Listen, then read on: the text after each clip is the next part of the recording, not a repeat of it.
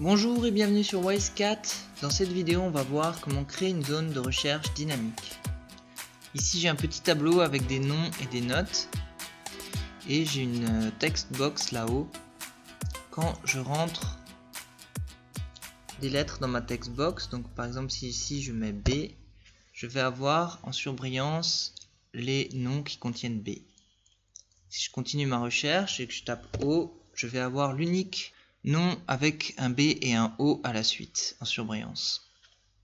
Je peux continuer. Si par exemple je mets N, j'ai tous les noms qui contiennent la lettre N. Si je mets A, je vais avoir uniquement les noms qui ont NA. Et si je mets T, je vais avoir l'unique nom qui a NAT, donc Nat l'indienne. Je vous propose qu'on le fasse ensemble. Donc la première étape, ça va être d'insérer notre zone de texte qui permettra de faire notre recherche dynamique. Pour ça, il faut aller dans l'onglet développeur.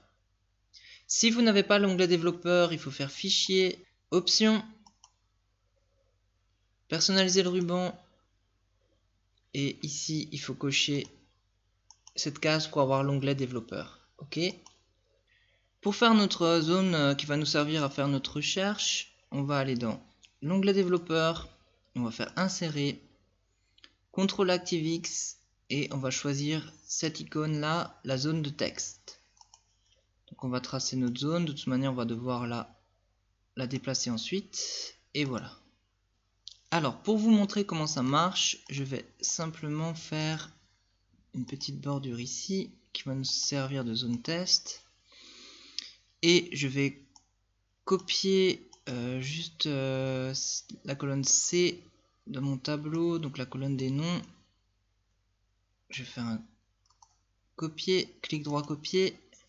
Je vais mettre par exemple ici, coller, clic droit, coller. Alors je vais coller le tout. Voilà.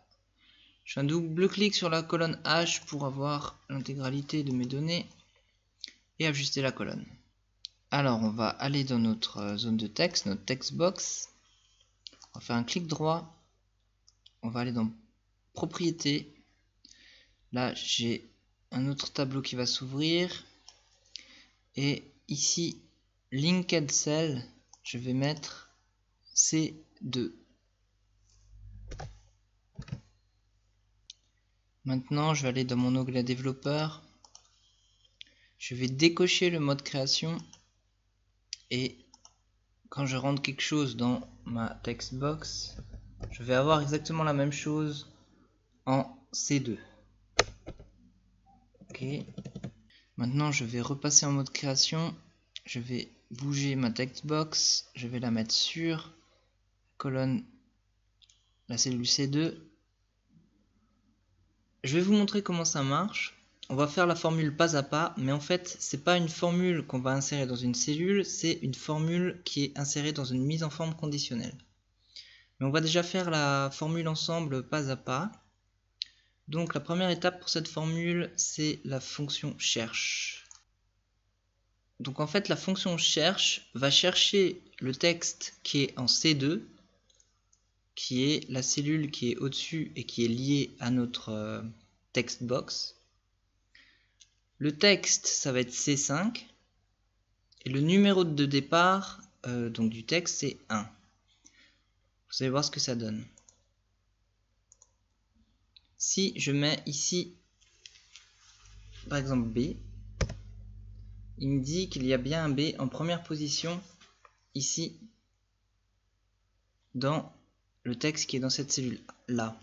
Si je mets M, je vais avoir 5. Parce que, alors j'ai bien un M, mais il est en 1, 2, 3, 4, l'espace compte, et 5. Donc en fait, il va me renvoyer le chiffre qui correspond à l'emplacement de la lettre recherchée. Donc je tape en C2 ma lettre.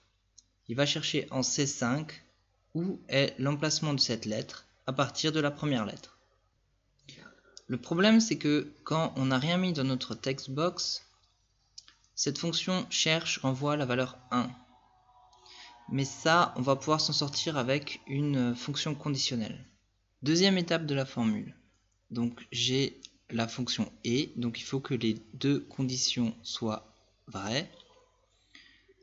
Alors si C2 est différent de vide, donc si j'ai quelque chose en C2, alors on a la fonction enum qui renvoie vrai si on a un numéro dans la cellule, ou faux si on a du texte ou si on a quelque chose de vide. Et ensuite on a notre fonction recherche qui va renvoyer un numéro si on a bien la lettre qu'on recherche. Donc on va voir ce que ça donne. Je vais taper ici le B et j'ai bien vrai puisque le nom Bob Moran contient un B. Je vais mettre le M et j'ai bien un M puisqu'il y a bien un M ici. Ok. Il nous reste à copier notre formule vers le bas pour voir ce que ça donne. Voilà, donc je vais par exemple mettre B. Alors ici on a vrai puisque dans Bob Moran il y a un B. On a vrai ici dans Poppy Z Bright puisqu'il y a bien un B. On a un B ici, on a un B ici. Donc a priori ça marche. On va essayer avec une autre lettre, on va essayer le N. Ici il y a un N, Bob Moran. Ici il y a un N, donc vrai. Ici il y a un N, donc a priori ça marche. Maintenant, cette fonction qu'on a fait ici, on va la mettre dans une mise en forme conditionnelle. Ok, donc je vais prendre ma formule qui est en H5. Je vais la sélectionner. Je vais faire un clic droit, copier.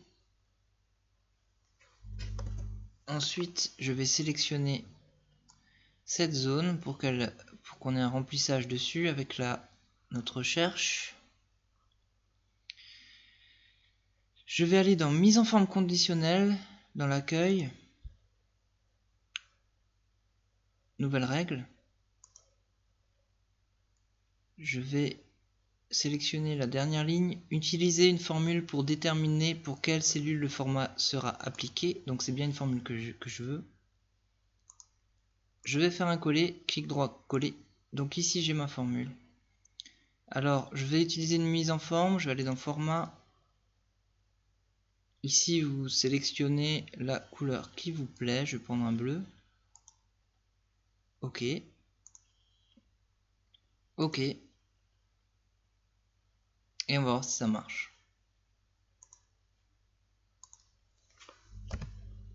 Et voilà. Donc là j'ai mis B. Et donc j'ai en bleu les cellules qui contiennent un B. Si je mets O, j'ai plus que Bob Moran. Si je mets par exemple PO, j'ai les deux noms qui ont un P et un O. Si je mets MA, j'aurai juste Max la menace. Si je mets TH, j'aurai juste Nat l'indienne. Par contre ici cette colonne c'était juste pour vous montrer, en fait j'en ai pas besoin, je peux la supprimer.